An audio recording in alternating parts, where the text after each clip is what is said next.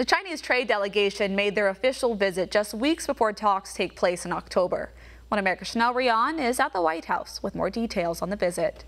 It was a two-day visit and filled with surprises. The Chinese trade delegation came to Washington to discuss with the Trump White House a deputy-level game plan for the big trade talk in October, a talk that would determine whether or not the nearly two-year-old trade war between the two superpowers would resolve or escalate. Surprise number one came in the form of goodwill. The Trump White House announced it would lift tariffs from 400 Chinese goods and push off the 30% tariff raise by 2 weeks. A gesture met with appreciation by the Chinese delegation.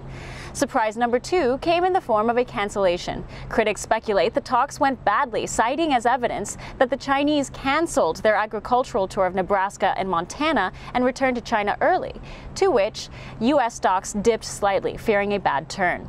But according to China state-sponsored news, Xinhua, the two-day D.C. trade trip was, quote, constructive. And furthermore, the agricultural tour was a surprise last-minute idea that simply got scrapped. It was never planned in the first place.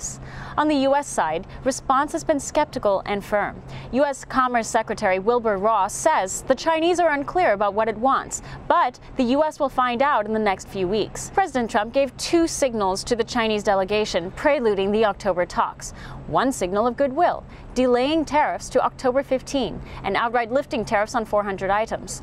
A second signal that Trump is firm in his demand for a fairer trade balance. Going into the October China trade talks, President Trump demonstrates he is on strong negotiating footing, touting the success of his tariffs. But we're taking in many billions of dollars. At some point in the not too distant future, it'll be over $100 billion. We've never taken in 100 cents from China. It was always the other way around. With that, they've lost over 3 million jobs. Their supply chain is crashing, and they have a lot of problems. And I can tell you, they want to make a deal. The White House's top advisors put out the same message. The U.S. is on strong footing and can afford to not only wait, but turn the trade screws more if China doesn't straighten up. Rion, One America News, the White House. Want to see more videos like this? Click on the link below and subscribe to One America News on YouTube, and call your cable provider and kindly demand that One America News is added to your lineup. Call and subscribe today.